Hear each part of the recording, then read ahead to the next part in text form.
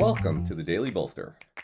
Each day we welcome transformational executives to share their real-world experiences and practical advice about scaling yourself, your team, and your business. Welcome to the Daily Bolster. I am Matt Blumberg. I'm the founder and CEO of Bolster, and I am excited to be here today with Marc Maltz. Marc is a longtime CEO coach. He is part of a New York-based firm called Hula Hoop. Marc has also been my personal CEO coach for the bulk of the last 20 years and is a good friend. Welcome to the Daily Bolster, Marc. Thank you very much, Matt. It's a pleasure being here. All right, so before we get into today's topic, you have probably coached, 100 CEOs, 200 CEOs over your career, large companies, small companies. Talk for 1 second about kind of what got you here. How did you get to a place where you have this experience set and the points of view that you have around scaling? Sure. I think of three things that actually brought me to where I am today. The first is being very, very frustrated as a corporate executive and not finding anything going right. Yep. I think the second is being introduced to the startup world in the late 90s by Fred Wilson.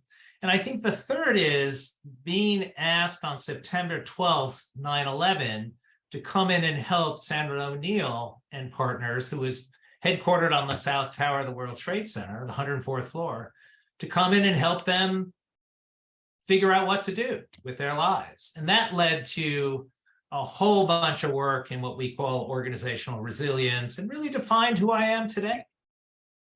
So let's start with that. And let's talk about the leadership traits you've seen, or maybe just the top one, that help a CEO drive organizational resiliency. And then does that trait also help drive scale? And then we can come back to the topic of scaling. Yeah, what we discovered about Sandler, and in all the, I think, close to thousands of companies we've worked with ever since, is that the number one thing that leads to resiliency is having a very strong sense of purpose.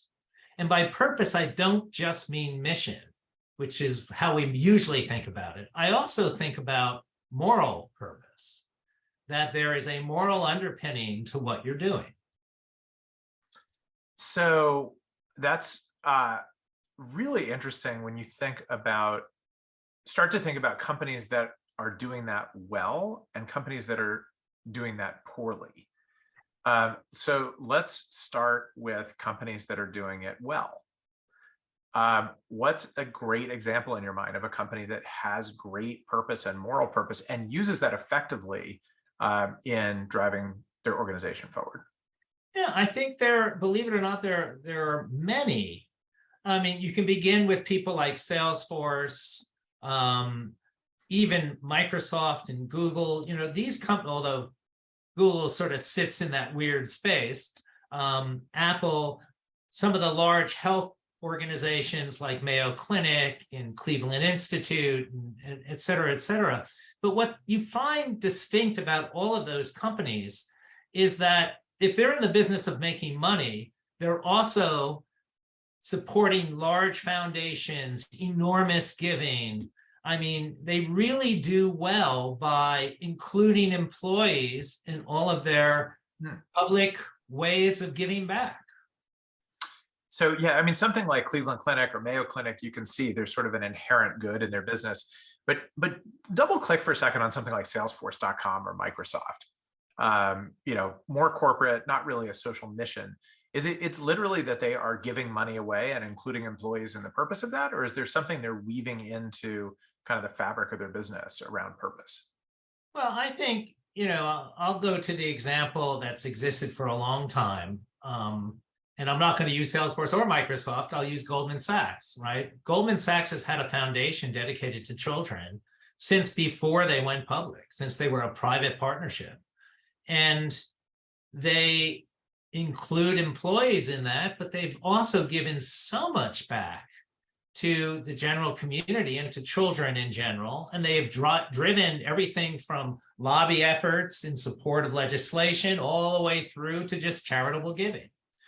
And I know that Salesforce has a very similar program. I know that Benioff contributes enormously to trying to eradicate the homelessness issues in San Francisco. I mean, there's a long list of what Microsoft has been doing and how they try to include their employees in those efforts. I have a very dear friend who is part of the Microsoft Accenture. Actually, he runs the Microsoft Accenture partnership, but he is also the president of the internal LGBTQ program at Microsoft. And he gets enormous support for the thousands of employees who are a part of that. So let's flip to the other side now. Let's talk about companies that are failing, and potentially the reason they're failing or flailing, let's say, has to do with purpose or lack of purpose. So Twitter is getting a lot of headlines at the moment, obviously. Perfect example. What's your diagnosis of what's going on there? Oh, look, it's endless, and it's been, torn apart in the press endlessly. But I think it's been very clear from the beginning that Elon Musk, who is admittedly of a certain psychological diagnosis, doesn't care. He does not have that kind of moral purpose in him, right? He is, I don't know whether he's devoid of that or not, but I know from what I've read that he doesn't try to promote that. He finds it extraneous. He finds it something that I'm going to cut out. He eliminated the public, committee that was overseeing how Twitter is used in the world. I mean, it's just not part of his framework at all. And now we see the chaos that gets derived from it. And now, not that I only want to talk about social media, but let's move to Facebook for a second. Maybe as our last question here, Facebook, Meta. There certainly was, it felt like the beginning of the company, there was purpose around connectivity. What has happened there on the topic of purpose? Well, the person heading it up has decided he wants to go in a very different direction. And he has made it very publicly clear that he is the primary owner and he doesn't really care about giving back to the shareholder, that he believes that he's doing right for the shareholder and he doesn't need to listen to them. So he has changed the course. Now, only history will tell us if it, turns out correct or not. Mark, one piece of advice for CEOs as they think about how to put purpose into their leadership style. I think working on your empathy and really understanding what is behind emotional intelligence.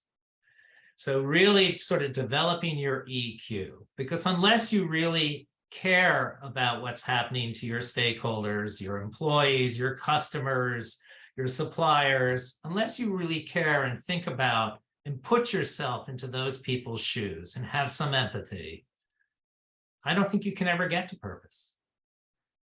That is a great line to leave us with. Mark, thank you for joining us on the Daily Bolster. Thank you, Matt. It's been a pleasure.